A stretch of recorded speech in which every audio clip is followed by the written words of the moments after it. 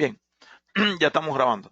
Nada, como les decía, esta es la segunda conferencia sobre este tema y en la próxima webinar que vamos a tener es sobre puesta a tierra, equipotencialidad y protecciones contra sobretensión. Un tema muy interesante, quiere decir, es una etapa superior a la que estamos a tocar en el día de hoy, pero que todo va concatenado uno con el otro. ¿Está bien? Venga, entonces lo tengo puesto todos en mute, pero cualquier cosa que necesiten pueden enviar mensajes. Ahora vamos a decir cómo, casi todos deben conocer ya.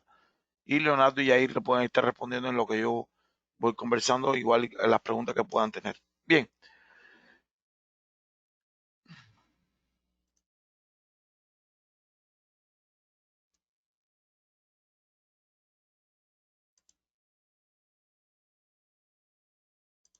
ok.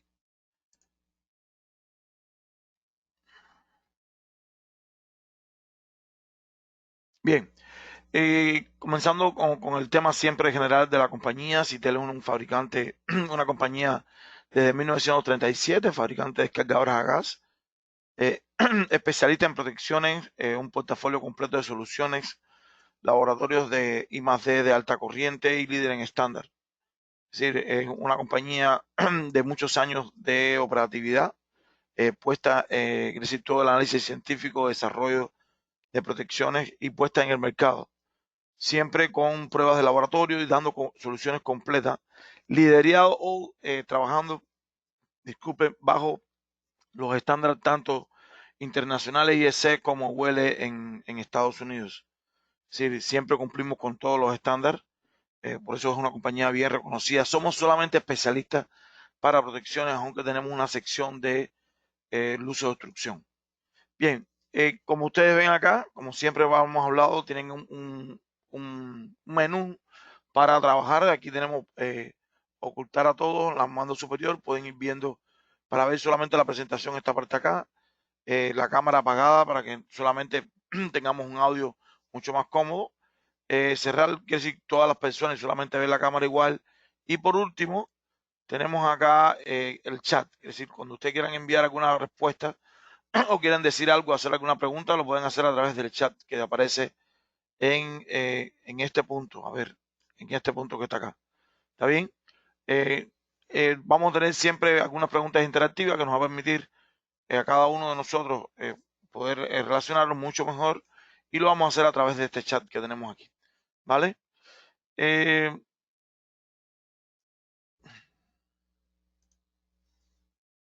bien, vamos a comenzar con el análisis de riesgo como sentido general.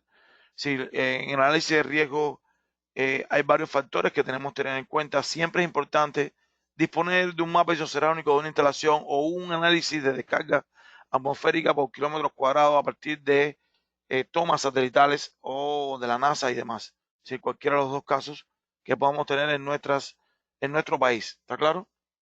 Bien, vamos a comenzar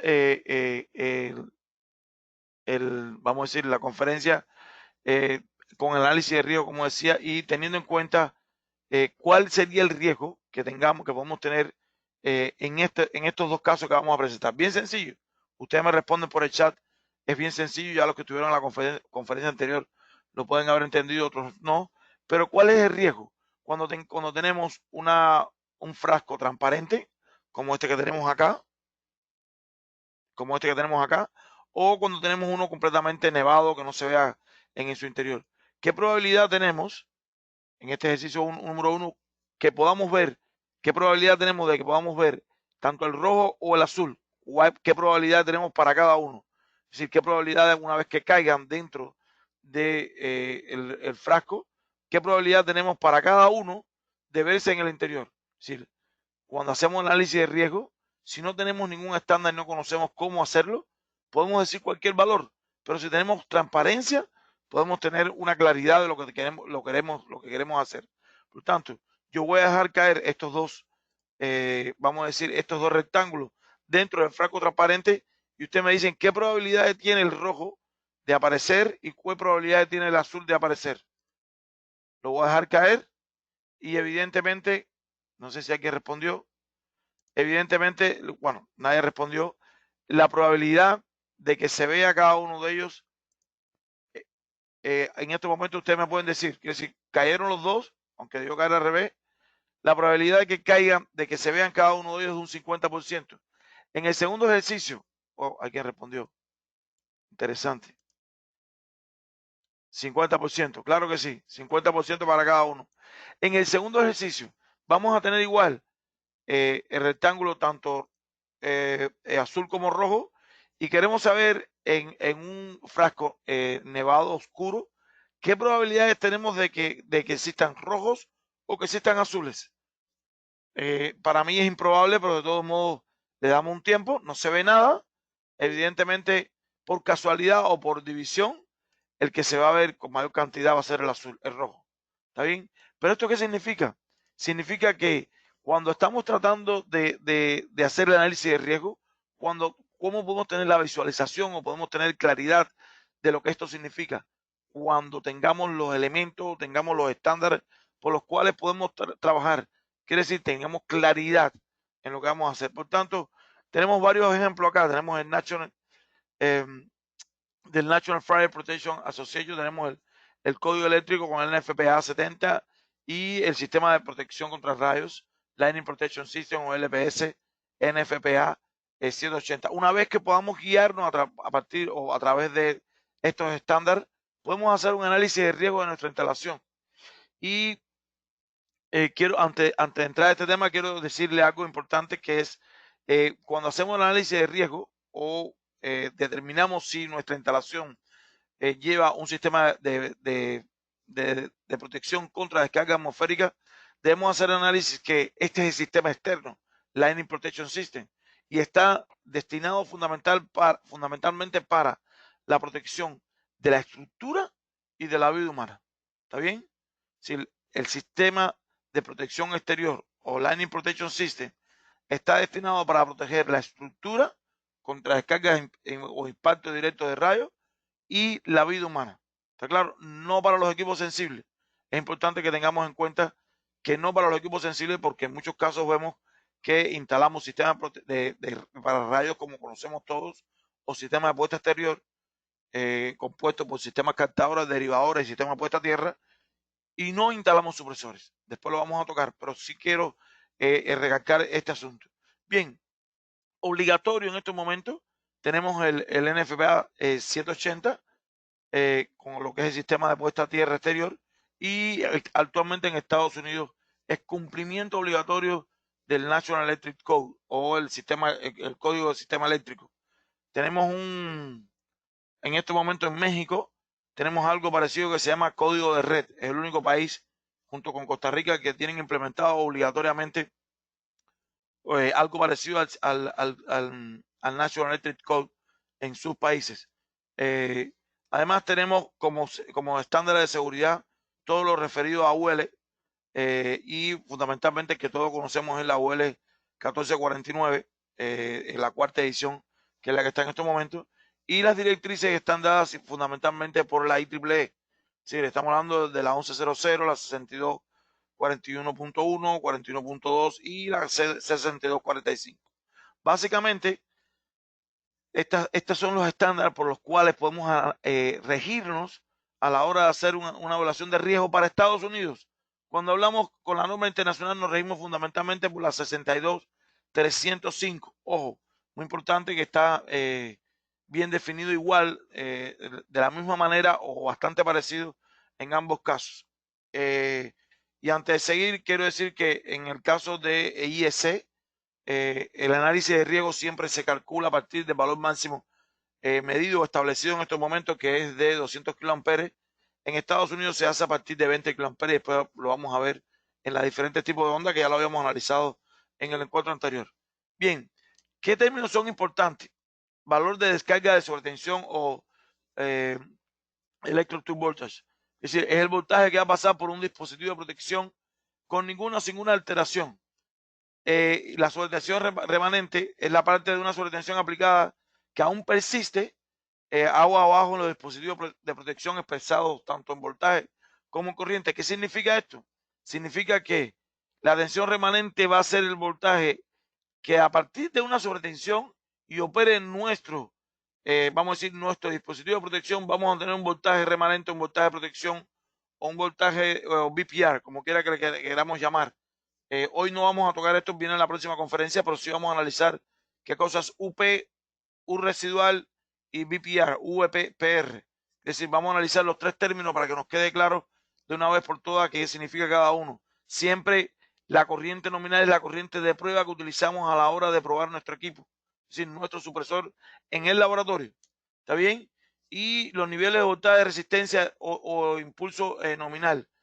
Quiere decir, sería el voltaje de resistencia al impulso asignado por un fabricante al cableado del equipo. ¿Qué significa esto? O una parte del mismo que caracteriza la capacidad de resistencia específica.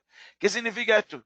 Es la resistencia al voltaje de inmunidad o Winston, voltaje de Winston de mi equipo. ¿Cuánto va a soportar mi equipo? Y siempre decimos, bueno, ¿y esto de dónde sale? ¿Cómo podemos determinar a partir de un cálculo de riesgo?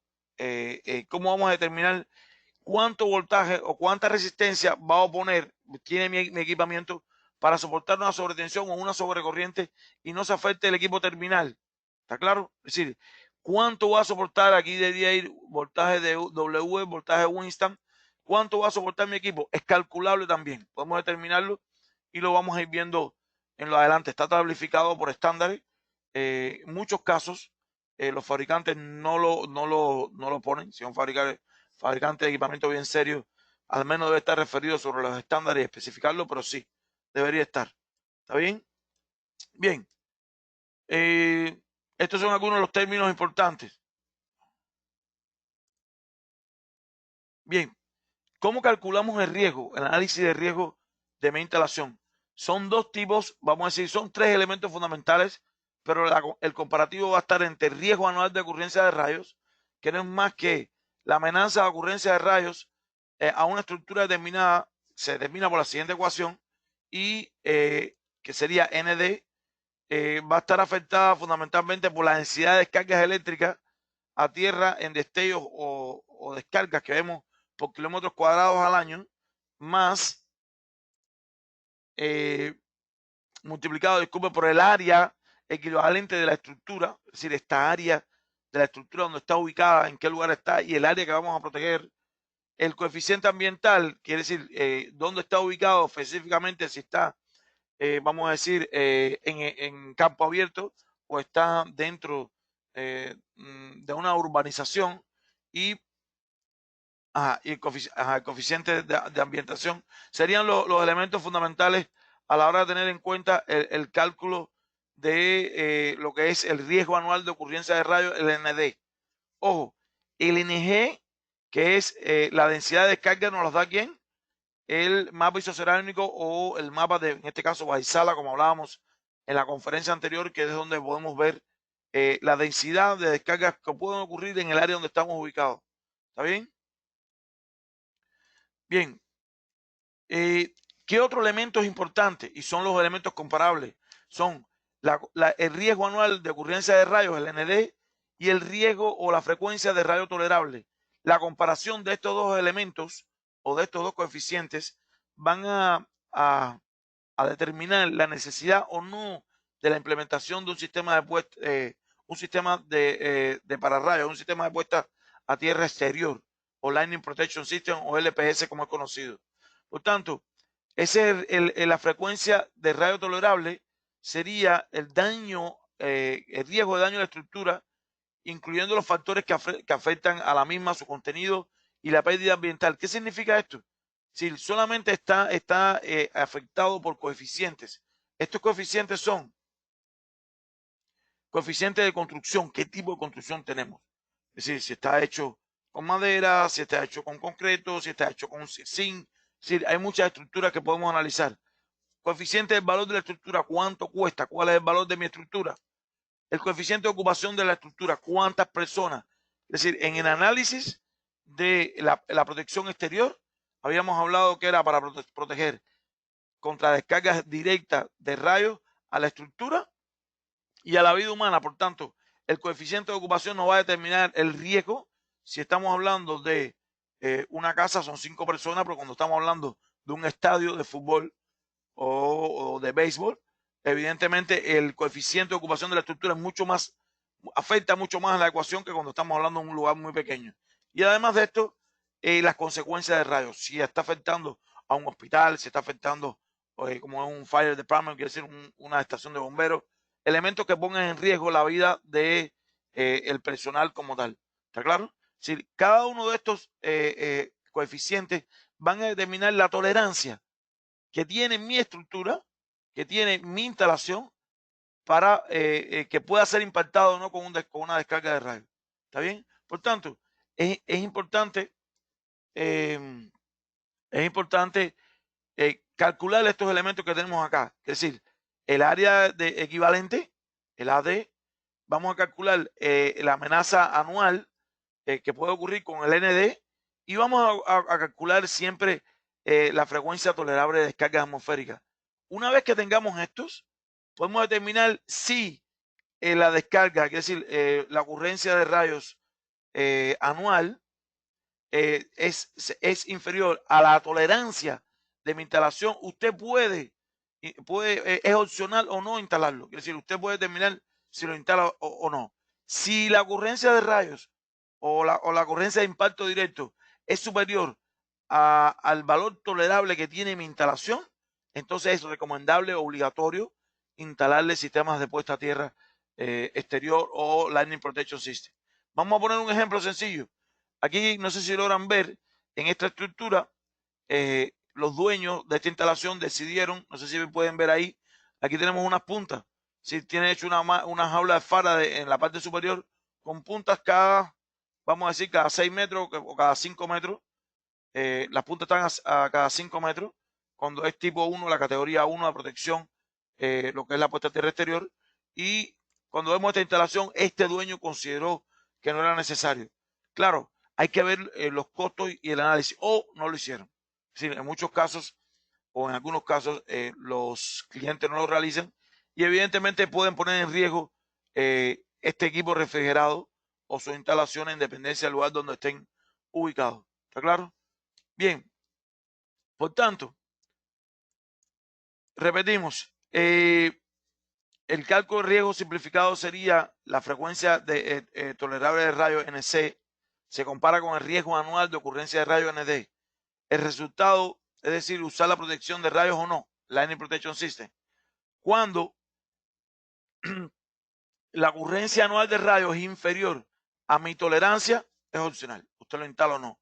Mi recomendación, según el mapa, vamos a decir, de Baisala, el mapa socioeconómico de las áreas en las cuales estamos hablando hoy, estamos hablando de México, Centroamérica y el Caribe, la incidencia de descarga atmosférica en el año es muy alta.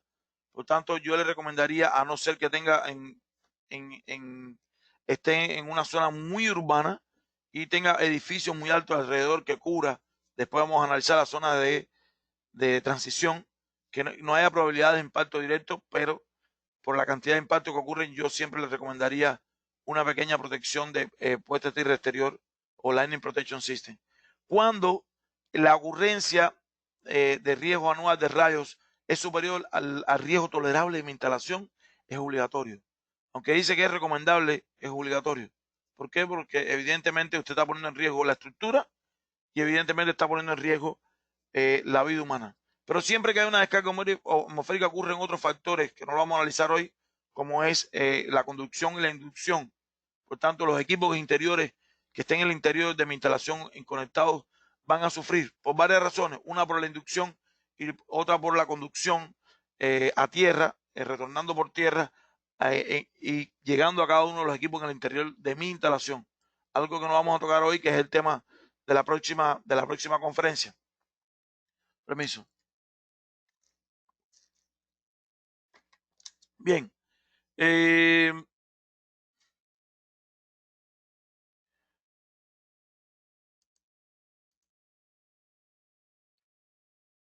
Bien. Continuamos. Evidentemente, una instalación, el dueño de esta industria consideró que iba a tener la probabilidad de impacto directo a su instalación. ¿Y qué dijo? Bien, voy a instalar un sistema captador con un sistema derivador y con un sistema de puesta a tierra. ¿Está claro? Sistema de puesta a tierra exterior, es decir, o Lightning Protection LPS, sistema captador, derivador y sistema de puesta a tierra. 3 elementos fundamentales, no podemos olvidarlo. ¿Está claro? No puede estar uno, tiene que estar cada uno con el otro encadenado, enlazado, para que pueda funcionar correctamente. La apertura de cualquiera de ellos puede provocar en daños a futuro en mi estructura o en mi instalación. ¿Está claro? Por tanto, en el momento de instalamos siempre un protector, ahora vamos a decir por qué, y tenemos una descarga atmosférica que se va a derivar de forma segura o de forma lo más segura posible a tierra, dividiendo las corrientes en el sistema de puesta a tierra en la parte inferior, derivándolo tanto en los, vamos a decir, electrodos horizontales como el sistema de puesta a tierra exterior. El cableado se convierte en un electrodo horizontal, por tanto vamos a ir derivando esa energía, pero además puede regresar por tierra, es decir, puede regresar por tierra a mi instalación, instalando un supresor en la entrada principal de mi instalación, vamos a decir, en el panel principal de entrada, o un panel de su distribución o demás, que lo vamos a analizar en la próxima conferencia. Podemos evitar que la sobretensión entre a mi instalación. ¿Está claro? Aquí faltó algo, quiere decir, no solamente va a estar derivando la tierra, sino este supresor que está acá va a lograr un bypass seguro hacia el punto cero del transformador aterrado, donde va a derivar parte de la energía también a ese punto. ¿Está bien? Por el PE que debe venir o el PEN. En el caso del transformador sería el PEN que viene del transformador. ¿Está claro? Es decir, en este caso, a partir del NFPA 780 se hizo el análisis y es muy importante tenerlo en cuenta a la hora de hacer nuestra consideración. Además de ello tenemos el análisis de los escenarios. ¿Dónde está ubicada mi estructura? ¿Qué probabilidad de impacto tenemos? Tenemos una probabilidad de impacto directo, tenemos la probabilidad de un impacto, vamos a decir, a una estructura o en este caso un árbol, donde puede haber un acoplamiento magnético por tierra y puede llegar esta sobretensión a mi instalación. Podamos tener también un impacto, vamos a decir, en la estructura cercana a mi instalación o la utility, y ya un impacto lejano en lo que es el escenario número 4. Ese análisis también está en el NFPA 780 y además es compartido este tipo de escenario, S1, S2, S3, S4, en IEC. ¿Qué nos queda en el análisis de riesgo? ¿Qué nos queda en el análisis de riesgo? Definir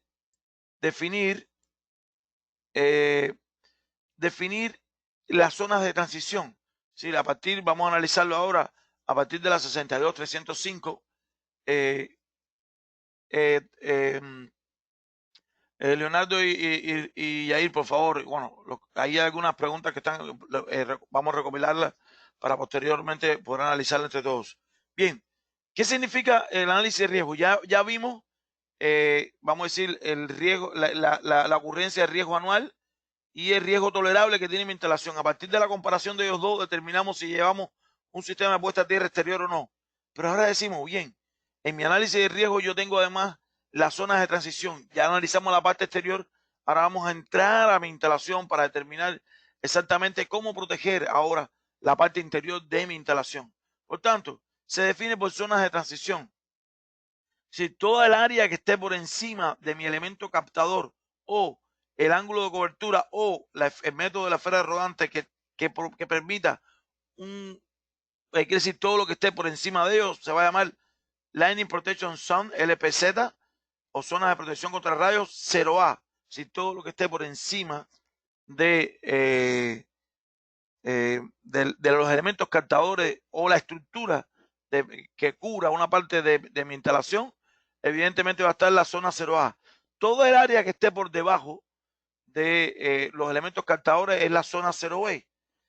Es interesante, siempre que pasemos de la zona 0, ya sea 0A o 0B, directo a mi instalación, lleva el análisis de un supresor, este que tenemos acá. ¿Lo estamos viendo? Posteriormente, todo cambio de zona de transición de la zona 1 a la zona 2, de la zona 2, si aquí hubiese una zona 3 por el interior de mi estructura, lleva un análisis de protección, es decir, de un supresor en mi instalación. A partir de ahí puede aparecer la protección en cascada o cortinada de mi instalación. ¿Está claro? Por tanto, lo vemos acá.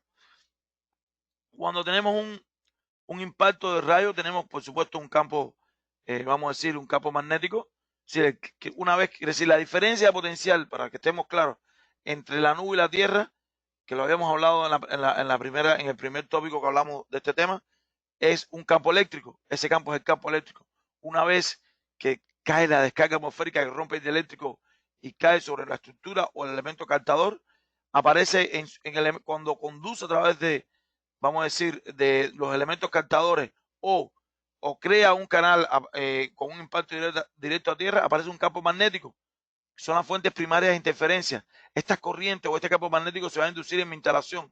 Por tanto, va a ir pasando las zonas de transición de mi instalación exterior, la primera zona de transición, la segunda y la tercera. ¿Está bien? ¿Qué logramos con esto? Hacer un análisis de supresores o no que necesite mi instalación en función de la zona de transición en cada uno de los casos. ¿Está bien? Importante, el blindaje del edificio. A no ser que su edificio sea de metal y esté anclado a tierra, su edificio, es decir, si es de concreto o de cualquier otro tipo de material, va a atenuar quizás parte de la sobretensión o la inducción electromagnética, pero la sobretensión va a pasar a mi edificio. ¿Está claro? Por tanto, el blindaje de nuestro edificio, el blindaje de nuestra habitación o el blindaje de nuestro equipo va a limitar en gran medida o un parte de la medida la sobretensión, pero siempre va a pasar, mientras mayor sea la magnitud y la amplitud de la descarga atmosférica, más va a llegar hasta nuestro equipamiento. ¿Está claro? Por tanto, es importante que tengamos en cuenta estos estándares de la IEC, la 61000, que también es parte de IEC, es el mismo estándar para cada uno de estos casos. Bien, importante, ya tenemos el riesgo anual de impacto directo, el riesgo tolerable, que quiere decir la comparación entre ellos dos nos determina la instalación de puesta a tierra exterior o sistema de pararrayos, y después de eso hacemos análisis de riesgo con las zonas de transición y determinamos si llevamos supresores o no. ¿Está claro? Bien, una vez que tengamos esto definido, vamos entonces a utilizar ese concepto de la zona de protección en la ubicación de las protecciones. Por ejemplo, una vez que tengamos instalados pararrayos, es obligatorio, oigan bien, no podemos dejar de instalar supresores, al menos en la entrada de la instalación. Yo lo recomiendo con un análisis completo, pero al menos en la entrada de la instalación, de forma tal de que usted pueda proteger con un supresor de qué tipo. Un supresor que pueda soportar descargas de rayos. Quiere decir, no dije eso anteriormente. El supresor que pasa de la zona 0, 0A o 0B, a la zona número 1 de transición, siempre tiene que ser un protector tipo 1. Ya no existe clase 1. Desde el año pasado, clase 1, clase 2, clase 3 de IEC no se llama más así. Se llama tipo 1, tipo 2, tipo 3, igual que en Estados Unidos. ¿Está claro? Eso fue un acuerdo entre los dos estándares en Washington el año pasado. ¿Está bien? Por tanto, siempre que tengamos un sistema de captador, un sistema Lightning Protection System, un sistema para rayos en nuestra instalación, es importante poner un protector que tenga la capacidad de derivar de forma segura las corrientes de rayos. Ojo, es imprescindible. ¿Por qué? Porque evidentemente la corriente que va a derivar a través de este elemento captador se va a inducir y va a entrar a mi instalación y va a tener la probabilidad, es decir, mi instalación va a haber corrientes de rayos, no son corrientes de sobretensiones, vamos a decir, sencillas o simples. Otra cosa importante, siempre ponemos en muchos casos tipo 1 o tipo 2. En el estándar no existe los dos al mismo tiempo. O es tipo 1 o es tipo 2. Cuando hablamos de tipo 1 más 2, eso quiere decir que el supresor que pusimos en la entrada de nuestra instalación tipo 1 tiene la capacidad o da un voltaje de protección acorde al voltaje de inmunidad de nuestro equipo, que puede cubrir tanto el tipo 1 como el tipo 2. Por eso decimos tipo 1 o tipo 1 más 2. Tanto, es muy importante tenerlo en cuenta. En ningún estándar dice tipo 1 más 2. ¿Está claro? No existe protectores tipo 1, tipo 2, tipo 3. Tipo 4, tipo 5 lo vamos a ver dentro de un momento. ¿Está bien? Por tanto, es imprescindible instalar siempre que tengamos un elemento captador con la zona 0A, 0B, un protector tipo 1, donde el voltaje de protección de mi esperado a la salida de los bornes de mi supresor en la línea y la tierra sea inferior al voltaje de inmunidad de mi equipo, el voltaje de Winston o el voltaje de resistencia que hablamos al inicio. ¿Está claro? Esto tenemos que analizarlo, lo vamos a ver de dónde sale. Bien, ¿cuál sería el otro caso? Bueno, aquí ponemos un DS250 en Rail-DIN. Podemos poner un MP, un MS 200, cualquiera que podamos analizar en su momento. ¿Cuál sería el segundo caso? Cuando ustedes ven que me demoro es porque tengo que estar moviendo para poder ver. Aquí hay una pantalla que ustedes no ven, que yo tengo constantemente que moverla. Bien, ¿cómo sería en las zonas de protección o la coordinación de supresores para tener la corriente de descarga, para de descarga o tener un nivel de protección bajo? Ojo, miren, en este caso tenemos las zonas de protección. No tenemos pararrayos. ¿Está bien? No tenemos sistemas de captadores, no tenemos pararrayos. Cuando hicimos el análisis de riesgo de mi instalación, el riesgo tolerable era mayor que la probabilidad de impacto anual. Por tanto, consideramos o definimos por estándar que no íbamos a instalar sistemas captadores. Evidentemente, usted puede instalar un supresor tipo 2 en el panel principal de entrada. Mi recomendación para nuestras instalaciones en el área donde estamos, nunca instalar un tipo 2 a la entrada de una instalación por la cantidad de descarga atmosférica y la capacidad que ocurren, o vamos a decir la capacidad en corriente que tienen de averaje en todas nuestras áreas. ¿Está bien? Por tanto, una vez que usted tenga instalado, vamos a decir, en mi distribución exterior, en mi distribución de mi instalación, vamos a decir que aquí arriba estaba, aguas arriba está el tipo 1. Entonces, a partir de la zona de transición número 1, ya vamos con el supresor tipo 2 o tipo 3. Cuando estamos hablando de IEC, podemos poner tipo 2, tipo 3. Vamos a definir qué cosa es tipo 2, tipo 3 en el caso de IEC y en el caso de UL. ¿Está claro? En el caso de UL o IEEE, el tipo 1, tipo 2 son supresores como ustedes lo ven. El tipo 3, el tipo 3 ya sería el tomacorriente, la regleta. Pero en el caso de IEC, el tipo 3 que pueda estar aquí sería un supresor mucho más pequeño. ¿Está bien? Podríamos analizarlo en su momento. Rocío, se ve bien ahí, sí. Bien. ¿Cómo podemos determinar la probabilidad? Quiere decir, ¿cómo podemos determinar si mi equipo se va a afectar o no? Si cuál es el voltaje o la resistencia que va a ofrecer mi equipo ante un voltaje de sobretensión. O cuál es el voltaje de inmunidad. Está establecido en la IEC 60364, raya 4, donde define, según los niveles de voltaje, define cuál es el voltaje de inmunidad que puede soportar mi equipo. ¿Está bien? Quiere decir, ante una sobretensión, ¿cuál es el voltaje de inmunidad que puede soportar mi equipo aguas abajo? Y a partir de ahí buscamos nuestra protección en cascada, coordinada, y cuánto puede soportar nuestro equipo. Es decir, estamos hablando del NFPA 180, pero IEC también al mismo tiempo con IEEE 62, C6241, donde vamos a categorizar las áreas. Es decir, pues, vamos a decir, la categoría CBA que todos conocemos, IEEE, con las zonas 4, 3, 2 y 1. ¿Qué significa? La zona número 4 o la categoría número 6 de localización es a la entrada de nuestra instalación. En un sistema 122.40 o 122.08 puede soportar hasta 4 kV. Estamos hablando de la pizarra de distribución o el breaker principal de nuestra instalación. Después estamos hablando ya en la categoría número 3 o en la localización clase B. Estamos hablando de lo que es los paneles de distribución de mi equipamiento, 2,5. Y ya cuando llegamos a los equipos, en la categoría, vamos a decir, en la clase, la categoría, en la categoría A, en la clase A o categoría A, con la clase o categoría 2, estamos hablando de 1,5 kilovolt en este caso. ¿Está claro? Estos serían los equipos más sensibles. Estamos hablando aquí, equipos más robustos ya en el interior, vamos a decir, de los centros de datos y demás.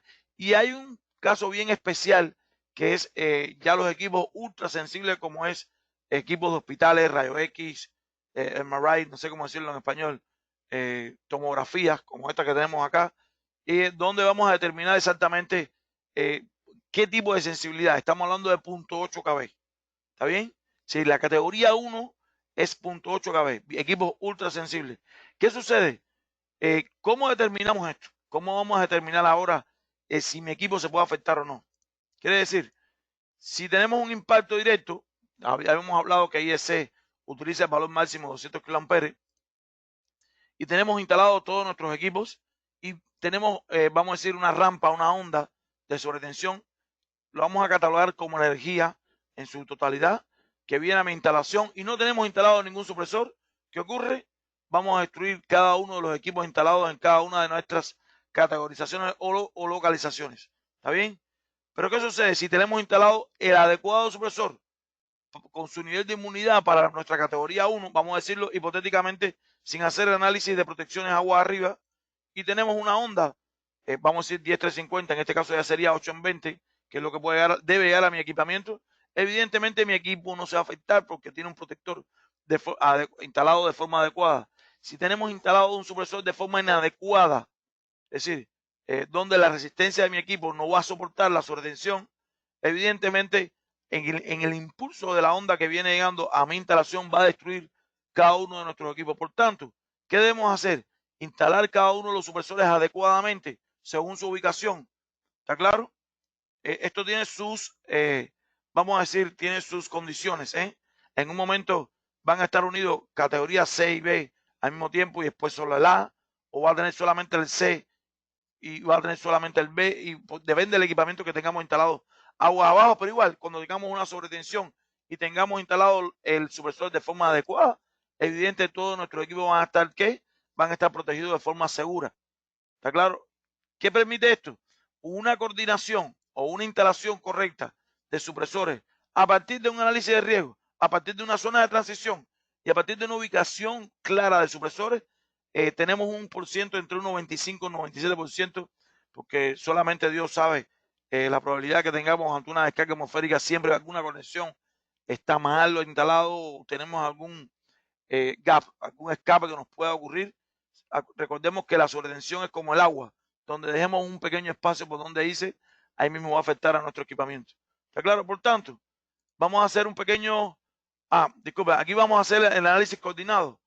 Es decir, ¿cómo lo hacemos? Categoría C, B y A. ¿Está bien? Siempre que hagamos la instalación de supresores, vamos a decir que aquí tenemos la zona ¿qué? La zona de transición 0B. Aquí es la entrada de nuestra instalación.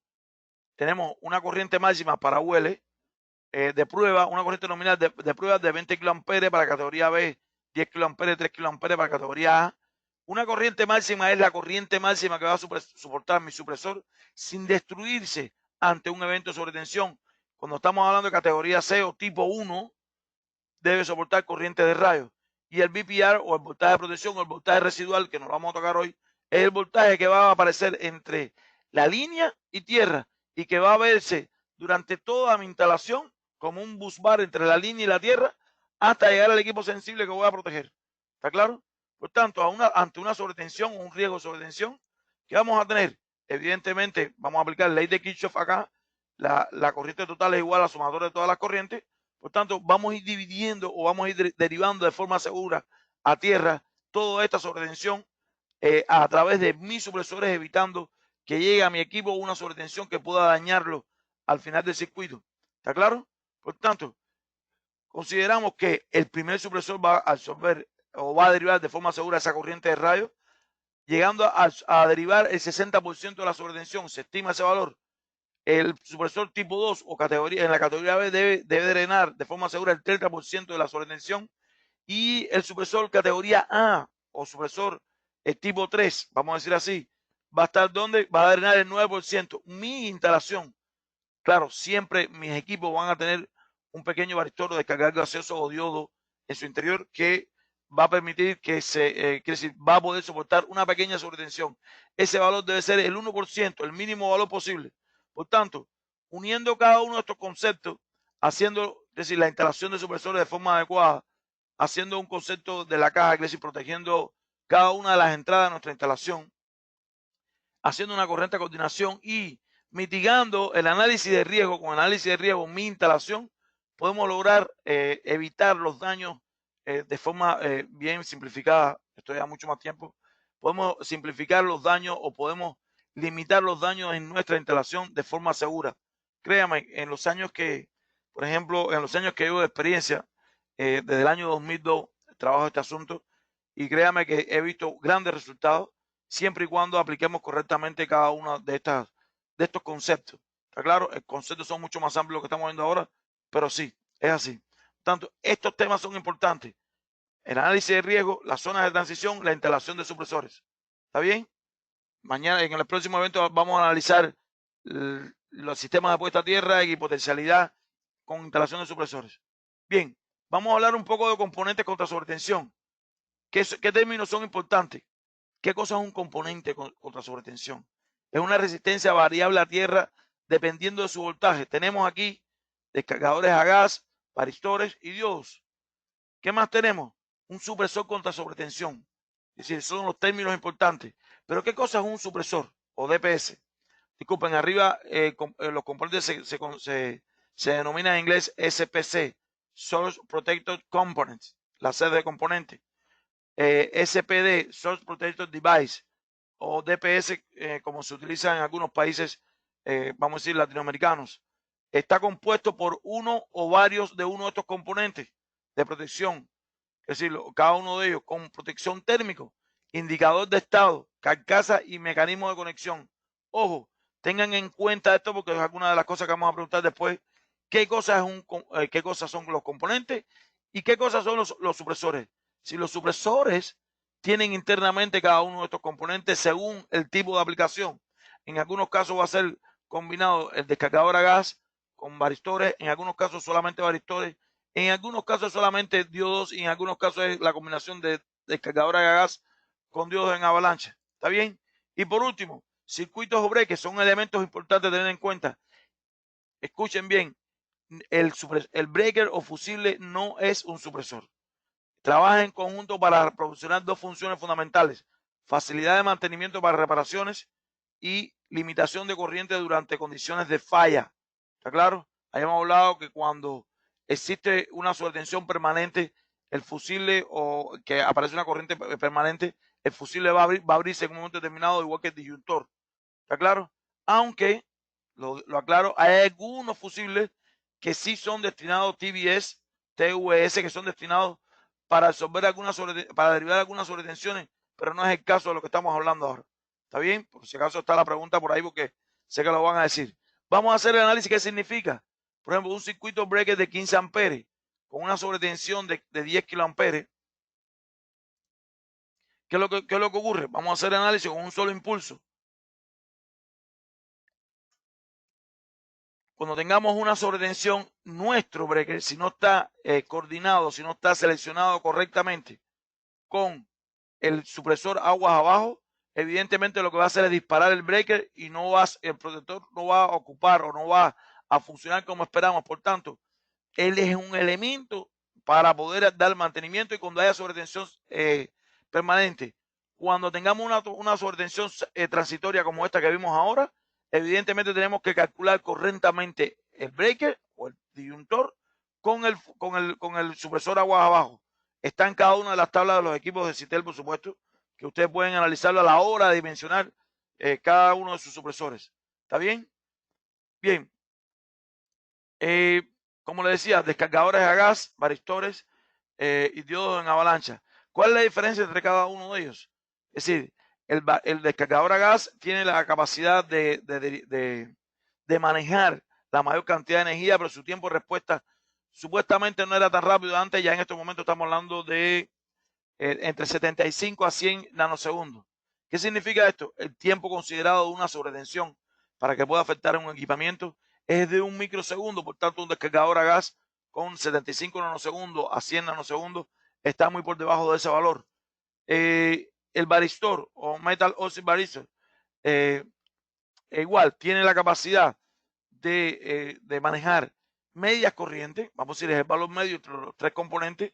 Puede estar, si usted instala muchísimos de ellos en paralelo, va a permitir manejar grandes corrientes y su tiempo de respuesta siempre es a corriente nominal. Ojo, a corriente nominal es 5 nanosegundos. No se deben confundir cuando le dicen mi tiempo de respuesta es 1 nanosegundo. Ok, ¿a qué corriente?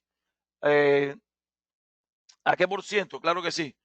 Es decir, mi tiempo de respuesta es 1 nanosegundo. ¿A qué corriente? Quiere decir, hay que medirlo en el laboratorio.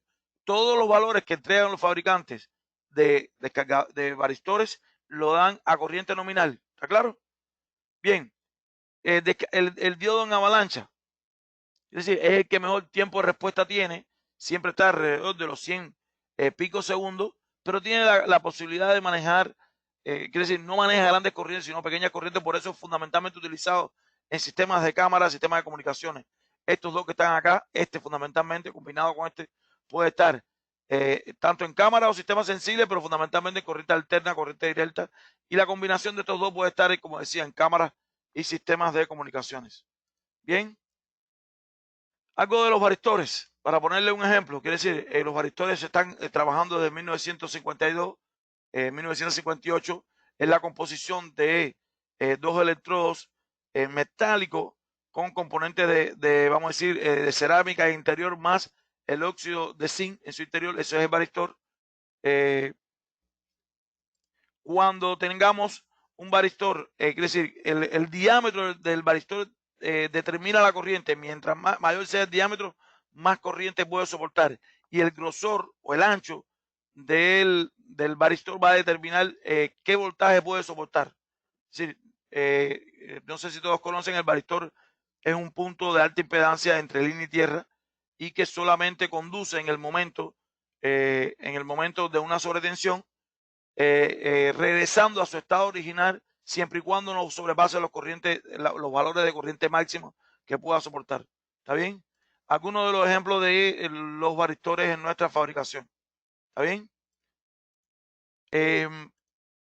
Igual, los descargadores a gas de 1862, algunos de los electrodos, los rings, es decir, los rings en la parte exterior, interesante. Normalmente pueden ser de 2 electrodos o 3 electrodos.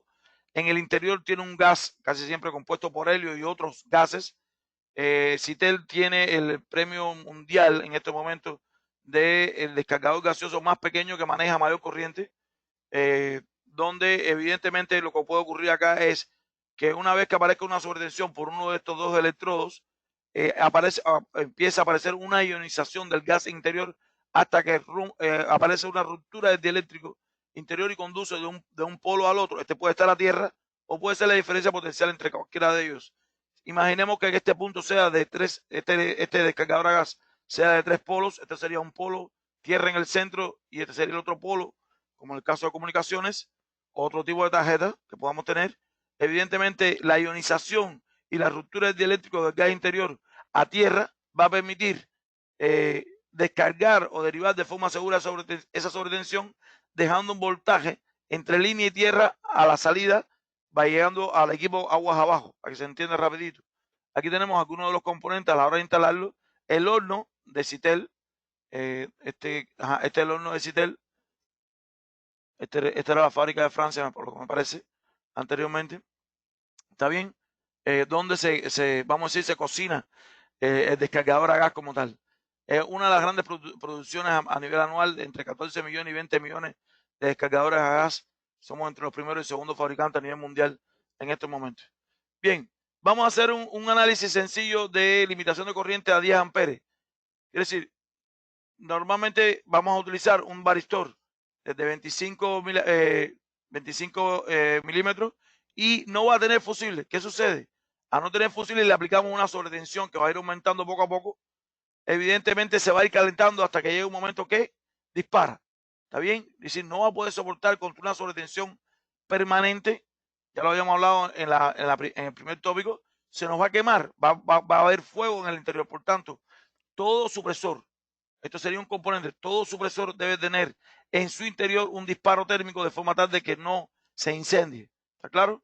Y evite, amén de que pueda estar bajo las UL V094, 94 V0 de UL, quiere decir que la carcasa de nuestro supresor esté probado contra la extinción de llama, en el interior de nuestro supresor, cuando llegue al final de vida útil o sobrepase los valores de corriente o soportabilidad de mi varistor, debe dispararse con un fusible, con un elemento térmico, sin que provoque incendio. Por tanto, vamos a ver el análisis de nuestro equipo. Es decir, un equipo que es el que está saliendo, un supresor que está saliendo al mercado ahora en este momento. Le vamos a incrementar el valor. Ahí pueden ver, va a ir incrementando ese valor durante un tiempo determinado. Le mantenemos una corriente determinada hasta que cambia, es decir, está en verde y cambia a color rojo en este momento. Es decir, disparó internamente de forma segura. Eso es lo que hace un supresor. Es decir, tiene una carcasa tiene un lugar de, vamos a decir, de señalización exterior, una señalización a distancia y un disparo seguro. ¿Está claro? Con una carcasa. Por tanto, podemos verlo acá. Aquí tenemos el supresor. Tenemos una base. Tenemos el interior del supresor con el varistor en la parte posterior, el mecanismo de desconexión con el mecanismo de indicación. Este sería el dispositivo térmico. Cuando hay una sobretensión sostenida, se va a calentar en ese punto, por tanto, va a abrir la conductividad o la conexión entre la línea aguas arriba y tierra de mi equipo, dejándolo aislado completamente sin provocar incendios en su interior. Y este sería, como decía, el punto de conexión. Aquí tenemos un indicador de falla, que fue lo que vieron ustedes anteriormente. El disparo de forma segura, indicando, saliendo la ventana en rojo, estaba en verde, teniendo del otro lado un micro switch en la parte interior, dando la posibilidad de una señalización a distancia y podamos determinar que es una falla en mi equipamiento. Esto se llamaría un supresor como tal. Es decir, recuerden, el supresor que tiene adentro tiene adentro componentes, ya sean descargadores de gas, varistores o diodos en avalancha. ¿Está claro? Está compuesto por carcasa, sistema de desconexión, indicación visual, señalización remota, micro switch, que es decir, tiene una serie de elementos que nos va a permitir ver este asunto.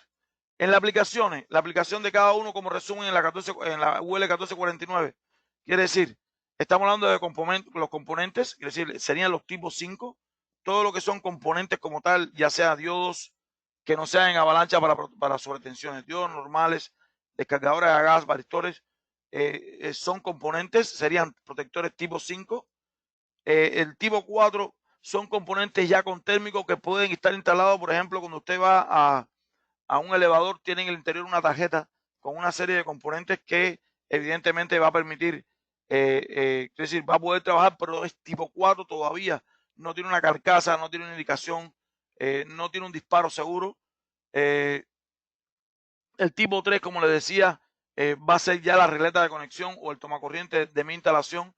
El tipo 4 va a ser supresores que están destinados que van a estar debajo de el breaker principal o, es decir, va a soportar corrientes no de rayos, ¿sí? Corrientes de sobretensiones en mi instalación.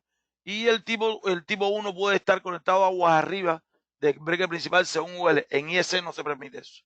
Es decir, en UL puede estar conectado a aguas arriba y sin fusible. El tipo 2 siempre es un desconectivo. El tipo 1 puede conectarse a aguas arriba. Ojo, es muy importante que conozcamos esto. En muchos lugares y países exigen de forma obligatoria que siempre esté bajo el breaker principal. Siempre que esté por debajo del breaker principal, aunque sea tipo 1, sí lleva fusible. ¿Está bien? Bien. La localización, es decir, el tipo 3, como les decía, va a estar conectado ya, vamos a decir, en lo que es el punto de utilización de mi instalación. El tipo 2 va a estar lo que es, vamos a decir, agua abajo del breaker principal y en los paneles de distribución, vamos a hablar después de la distancia de 30 pies o 10 metros entre cada uno de ellos. Después en la próxima conferencia, vamos a tocar el tema de la distancia en cada uno de ellos. Y el tipo 1 va a ser el que está ubicado agua abajo del transformador, es decir, en la entrada o agua abajo del secundario del transformador y en la entrada del breaker principal. ¿Está claro? Ojo, estas flechas, ¿qué significan? Significa que el tipo 1 puede instalarse en cualquier parte de la instalación. ¿Por qué? Porque tiene la capacidad de absorber grandes corrientes de rayos y además si tiene un voltaje de protección o voltaje residual o un VPR inferior al voltaje de inmunidad del equipo que va a proteger, lo puedo instalar tanto en el tipo 2 como tipo 3, en cualquiera de los lugares. El tipo 2 evidentemente no puede instalarse en el tipo 1, ya que no puede soportar grandes corrientes de rayos, pero puede conectarse el tipo 2 siempre y cuando el voltaje de protección o el voltaje de inmunidad sea inferior al voltaje, el voltaje de protección o el voltaje residual sea inferior al voltaje de inmunidad de mi equipo. ¿Está claro? Igual, el tipo 3, no tiene otro tipo de ubicación, pero sí es importante que conozcamos. Y aquí tenemos 3 kA, 5 kA para lo que es el tipo 2 y 10 kA, 20 kA, como habíamos visto anteriormente en la distribución de los supresores según la coordinación que vimos anteriormente. Bien, vamos a hacer una preguntita, creo que nos queda un término adicional. Coordinación para maximizar la protección. En algunos casos no vamos a tener la posibilidad de tener un supresor tipo 3 y vamos a tener un tipo 1, un protector primario y un secundario. Vamos a derivar la corriente el 60% acá y el 35%. Y el equipamiento puede absorber el 5%. Claro, siempre y cuando tenga un elemento de protección instalado. Esto lo podemos ver bien claro en un doble estado de protección. Fundamentalmente lo vemos en luminarias, en análisis de luminarias, que podemos poner un ejemplo en la próxima conferencia. Bien, vamos a hacer una pregunta sencilla, rapidito, antes de seguir. Nos quedan 5 minutos más, no se me vaya nadie, tranquilos. ¿Cuántas de los supresores que están en las imágenes puede ser un supresor contra sobretensiones? Sí, aquí vemos diferentes imágenes. ¿Cuántas de estas imágenes son supresores? Me pueden responder por el chat. 1, 2, 4 supresores, 6, 8. ¿Cuántas de estas imágenes representan o muestran un dispositivo de protección contra sobretensión? Adelante. Quiero ver, a ver si quiero ver, que he hablado demasiado, no he visto. A ver, venga. ¿Cuántos tenemos? 3. ¿Cuántos? No digo la letra, ¿cuántos? Ajá. Muy bien. Bien.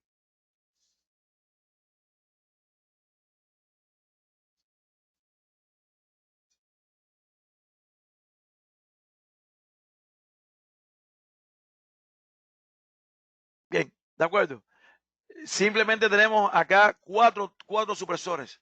Sí, estamos hablando de un supresor que tiene carcasa, que tiene protección,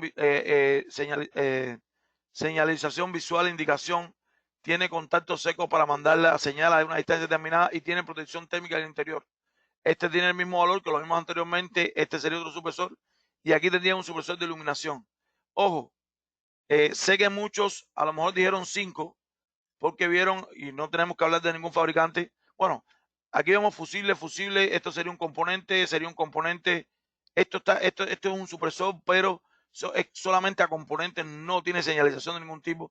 Aquí sería componentes igual, y cuando vean el Stripe Bus, que es de RightCap o Ribos, evidentemente son discos solamente en el interior con varistores, por tanto no es un supresor, son supresores tipo 4, vamos a decir así. Está claro, no tienen el interior, no tienen la cantidad de elementos para llegar a ser un supresor como tal. Por tanto, todos los que dijeron, hay alguien que dijo 7, está bien, no pasa nada. Déjame ver cómo dio 7, 1, 2, 3, 4, 5, 6, 7. Está bien, puede haber considerado 7, pero son 4 en su totalidad. Bien, vamos a poner un ejemplo. Estuvo muy bien, ¿eh? Vamos a poner un ejemplo de cómo proteger o cómo se protege a partir de los componentes que tengamos en nuestra instalación. Por ejemplo,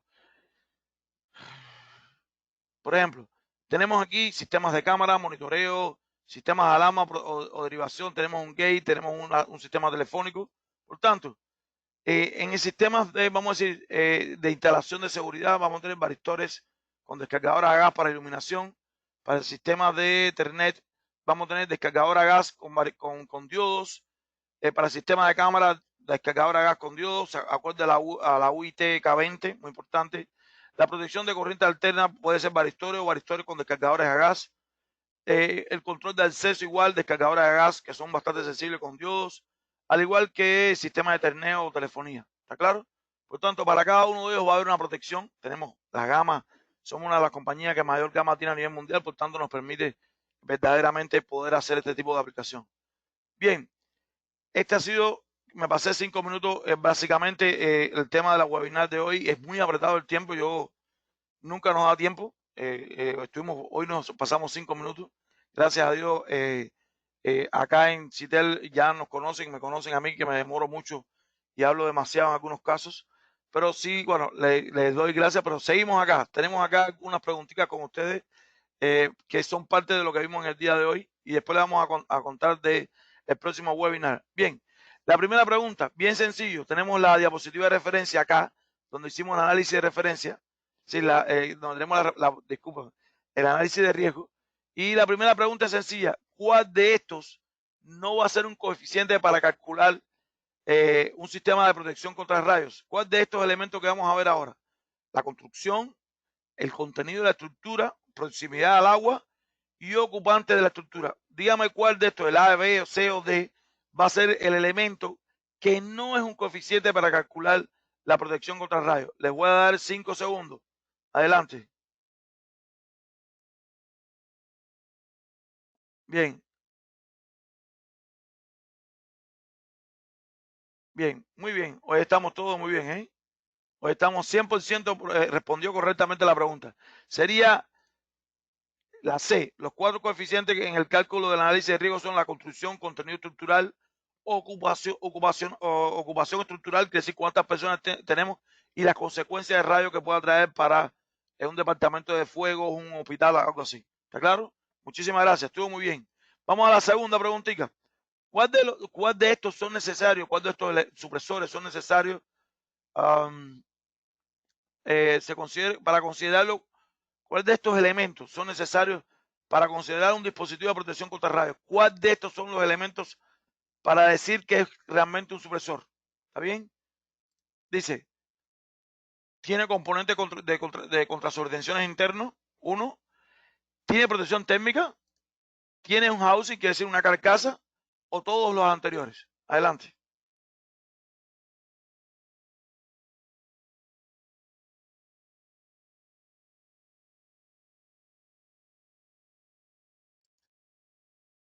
No había dado. Ok. Muy bien, se acabó el tiempo. Muy bien. Todos. Quiere decir, el D sería el aplicable porque todos, disculpen, porque todos ocupan o son parte de lo que es un supresor como tal. Es muy importante que hayamos entendido eso. Es decir, los supresores están formados por uno o varios componentes de protección contra sobretensión, protección térmica, indicación de estado, carcasa y mecanismo de desconexión. ¿Está claro? Sí, muchísimas gracias. Creo que todos respondieron muy bien. Estuvo muy bien este asunto, ¿no? Me alegro mucho. Bien, los invito ahora mismo, antes de darle la palabra según Leo y Yair, las preguntas que tengan los muchachos por allá, les voy a dar la palabra ahora.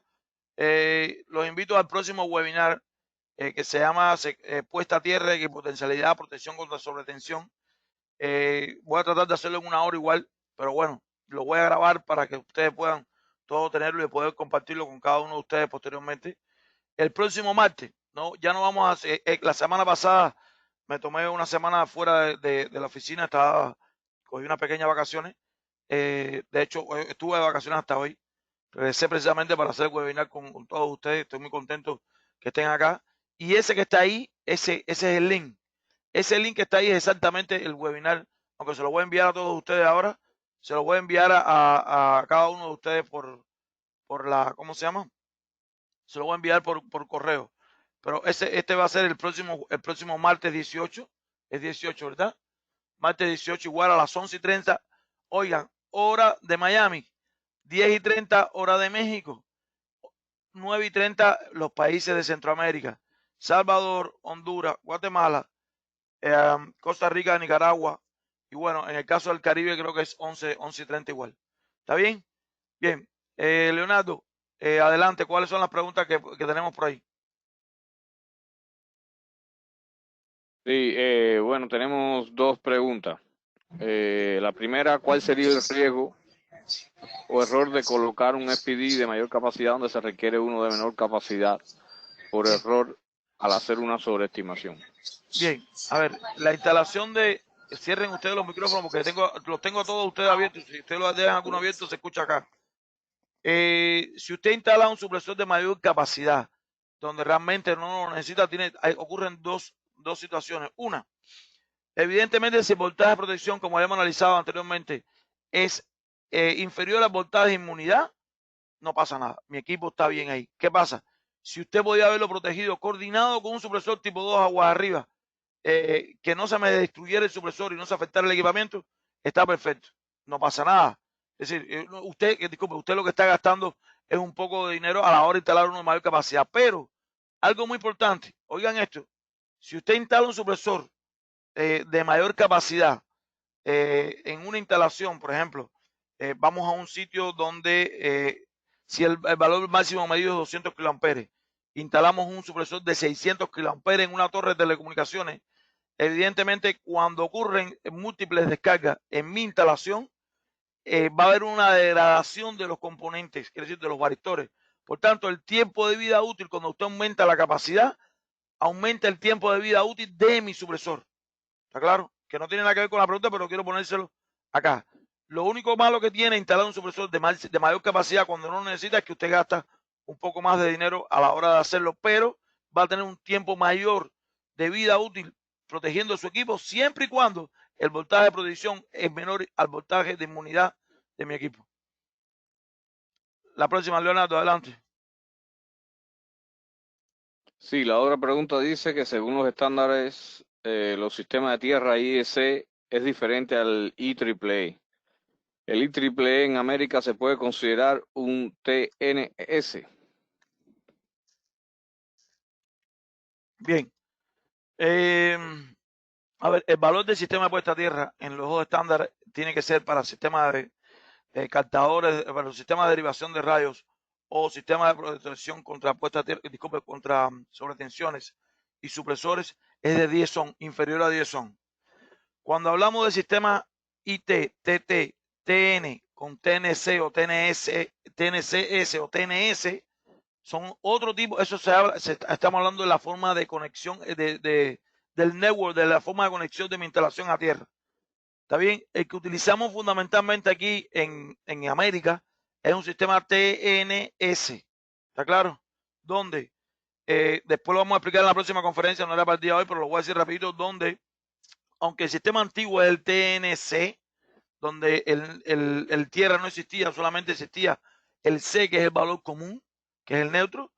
Actualmente se utiliza el TNS, significa que están las tres líneas activas a la entrada de la instalación y en el punto de entrada de mi instalación se une el neutro y el PE, que se convierte en PE, es decir, el Protection Air o el cable de tierra que va al sistema de tierra de mi instalación.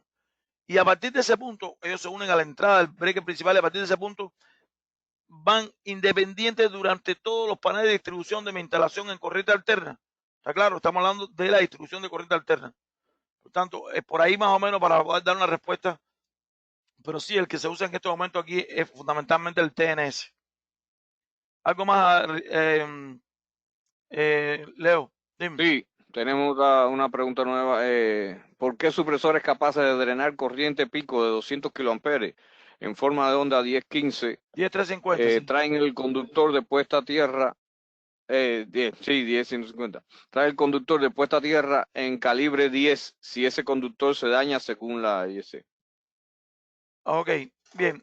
Lo que sucede es que en este caso, un conductor un conductor calibre 10, vamos a decir así, en estado transitorio no va a poder soportar 200 kiloamperes. Sin embargo, en estado transitorio a una frecuencia por encima vamos a decir, 450 kilohertz mínimo hasta 1 gigahertz, sí va a poder soportar. Si a medida que usted, recuerden, imagínense una fuente conmutada, a medida que usted aumenta la frecuencia, usted va a tener la capacidad de manejar grandes corrientes. ¿Está claro?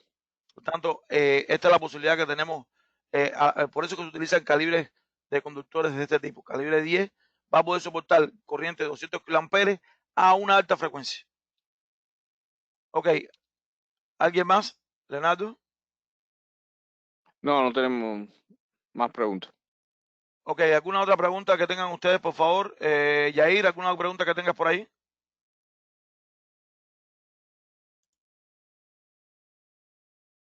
Bien. Rocío, ¿alguna pregunta? Buenos días. No, César, de momento no tenemos ninguna otra consulta por acá tramitando.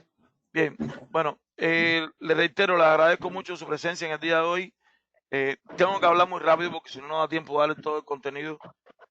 Tampoco los puedo demorar 2 horas aquí ni 1 hora y media. Ya casi llevamos 1 hora y 15. Solamente los invito al próximo webinar que se llama Puesta a Tierra y Potencialidad y Protección contra Sobretensiones. Es un tema bastante interesante, nos va a definir muchos temas y nada, los espero en el próximo webinar el próximo martes.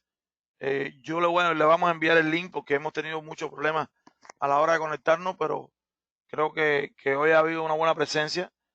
Sí nos gustaría que el próximo tema, que va a ser muy, muy determinante, estén todos los que les interese. Está bien, martes 18 de agosto.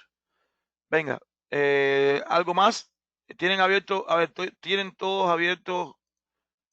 Ya, ¿tienes todo abierto el micrófono? ¿Alguien quiere adicionar algo? César. Sí. Gracias, César. Jean Pérez por acá. ¿Me escucha bien? Sí, perfectamente, dígame. Bueno, no me resta sino felicitarlo, César. Indudablemente, para que todo el foro asistente, yo le comentaba a Mónica que quien no asista a su webinar bien tonto es, porque no está aprovechando esa gran experiencia suya y esos conocimientos. Es todo. Gracias. Gracias. Muchísimas gracias. Yo, César, ¿puedo hacer una pregunta? ¿Está a tiempo? Sí, adelante, dígame.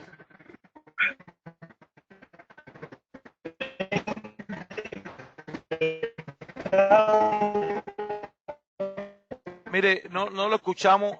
Tiene un problema en el audio. Si puede escribir, por favor.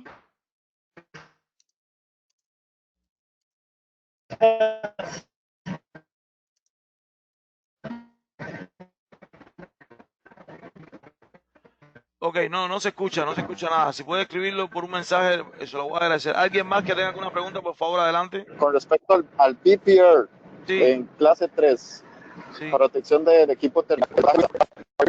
Sí.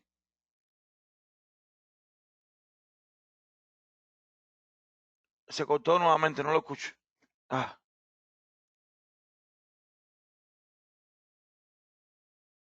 Ok. Sí, con respecto al BPR para clase 3, 1,5 KB, estamos hablando 1,5 a 122.08, 122.40, categoría 2, ¿está bien?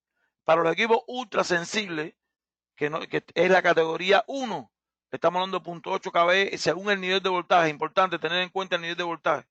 Está en la tabla de la 60.364.46, algo así, de la IEC. ¿Está bien? Bien. ¿Alguna otra pregunta? Adelante. Bien. César, dame un minuto o un segundo. Sí, adelante. O sea, concluyendo, César, yo debería conocer mis voltajes máximos de mis equipos y luego seleccionar en el catálogo cuál es ese voltaje que me da el supresor, Así mismo. que me da el dispositivo para poder coordinar lo que se llamaría nivel de aislamiento. O nivel de o sistema, nivel de resistencia de mi equipo, ¿cuánto va a soportar? Exactamente. Creo que usted entendió claramente lo que queremos decir. Así mismo es. ¿Aló? ¿Me escucha? Sí, perfectamente, gracias. Sí, es importante tener eso en cuenta. No todos los fabricantes nos dicen cuánto soporta mi equipo, en qué onda lo soporta, ni qué tipo de pruebas le hicieron. Los fabricantes serios, créanme, que dicen mi equipo soporta 2 KB en onda 8 en 20 y acorde al estándar tal. Algunos fabricantes dicen, no dicen el valor, dice mi equipo es categoría 2 con el voltaje, nivel de voltaje de 122.08, categoría 2. Usted tiene que ir a la tabla, buscarlo y a partir de ahí usted debe hacer una coordinación o una selección de supresores de forma tal de que el voltaje de protección sea, recuerden, sea inferior al voltaje de inmunidad de mi equipo y no se me dañe por el voltaje de Winston. ¿Está bien? Así mismo es. Bueno, sí, vamos a pasar a la presentación, Giovanni, no se preocupe. Bien, entonces nada más me queda agradecerles y nos vemos en el próximo webinar, seguro que sí. Venga, que tengan muy buenas tardes todos. Hasta luego. Bye.